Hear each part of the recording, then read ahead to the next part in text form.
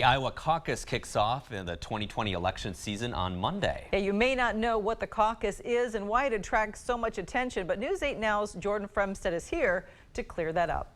The Iowa caucus is a unique system that's been around since the 1840s, but since 1972, the top vote getter in the Democratic caucuses has gone on to win the nomination in 7 of 10 contested races. It's the first step to narrowing down the candidates for president. Next week, the media will have its eye on a state in the heart of rural America. It's the first chance we get to see what the voters are thinking about who should be the Democratic nominee. But it isn't a vote for a specific candidate. It's a vote for delegates who will head to the party's conventions.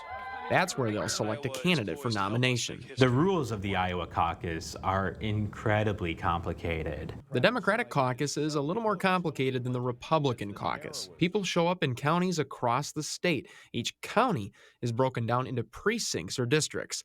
Democrats vote in a hands-on way in each precinct location. Let's say there are 4 candidates to choose from. Everyone in the room is asked to stand in a spot of a candidate they support.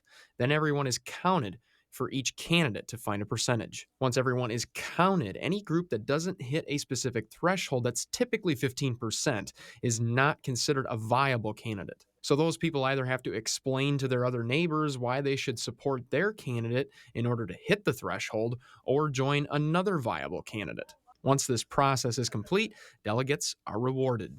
The final results show the estimated number of state convention delegates that candidates would have based on the caucus results. And that's how they determine a winner. CBS News projects that Ted Cruz has won the Republican caucuses.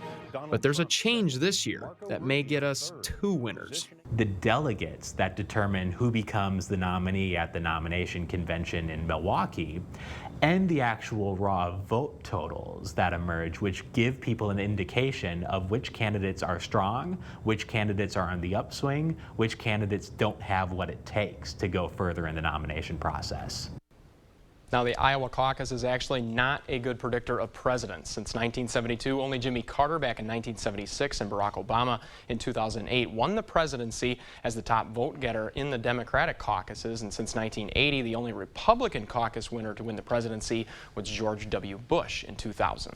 Thanks a lot, Jordan. Another fun fact, no candidate who has finished worse than third in the Iowa caucus has ever won the presidency.